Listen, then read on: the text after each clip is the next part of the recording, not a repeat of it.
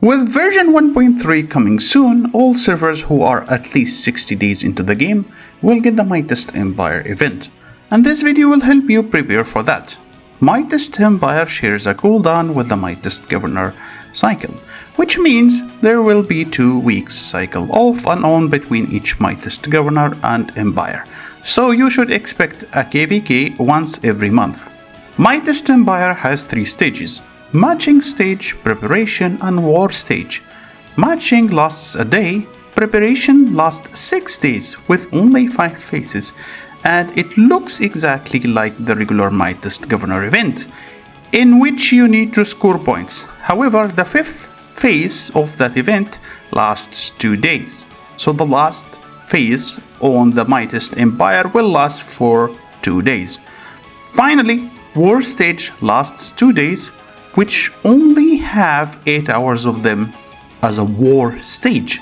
After those 8 hours, the remaining time is going to be a recovery stage. So let's go back again and discuss the important points for both preparation phase and war. Preparation phase has 5 stages. Somehow it's similar to the Mightiest Governor stages. You want to participate on these stages in order to get a recovery token.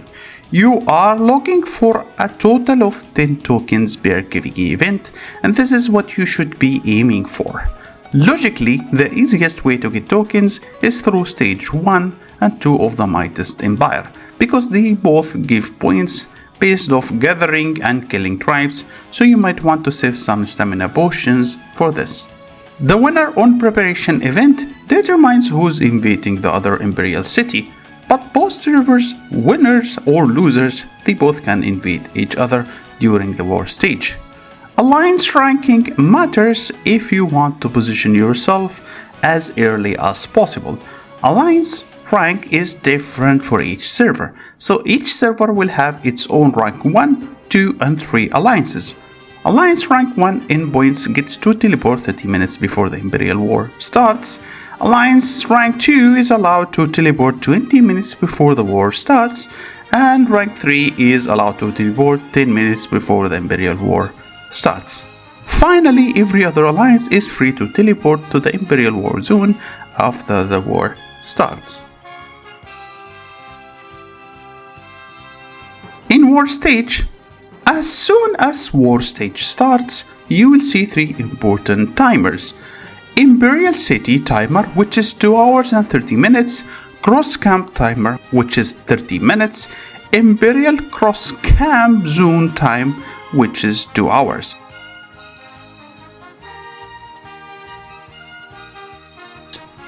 By the time cross flag camps are built, Imperial City War will have 2 hours of timer. Imperial City Camp Zone will have 1 hour 30 minutes time. This is the phase in which you can actually freely teleport anywhere across the server camps and fight. Keep in mind, death rules is the same as normal fighting: 3% to the field fight and 70% death to player's city fight.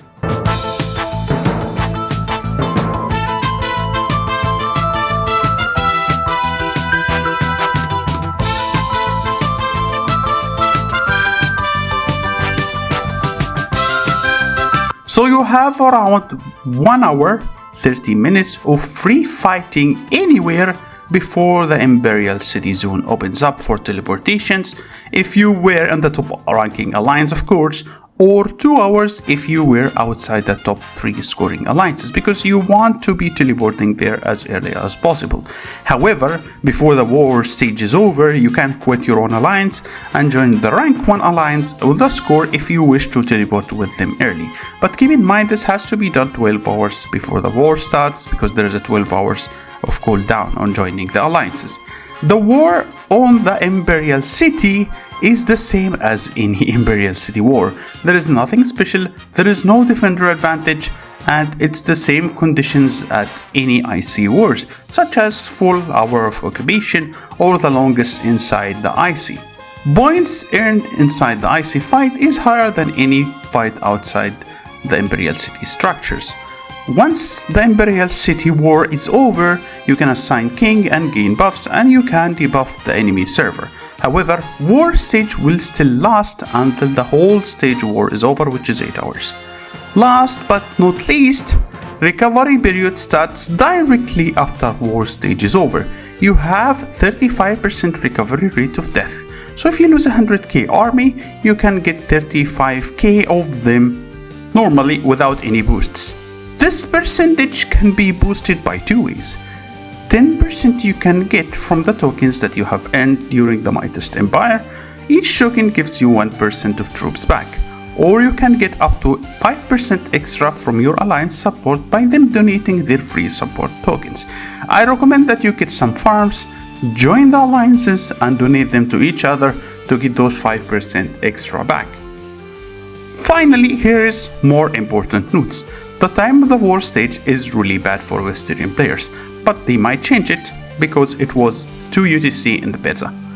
You won't get any points by attacking players or more than 2 tiers of troops less, which means a tier 7 cannot earn point from tier 4.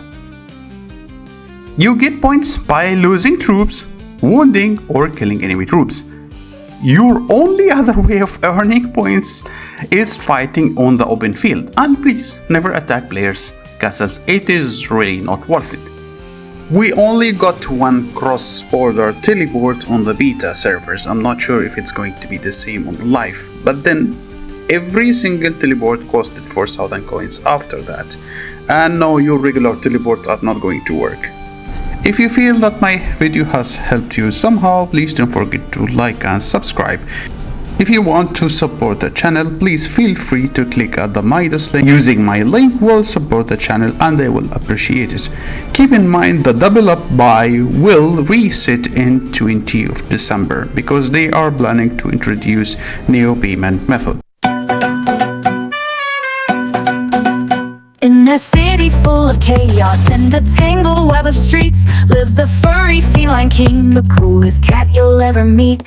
He's got muscles like a lion, a strut that's straight up mean, with a swagger and a purr that makes the ladies scream. He's Catzilla, the beast of the block. When he rolls up, the whole place rocks. He's got that charm, yeah, he's got that flair.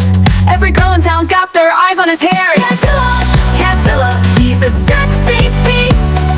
Feline royalty, the one that they feast. All the chicks are chasing, can't resist his charm. Catzilla's got 'em lined up, all vying for his arm.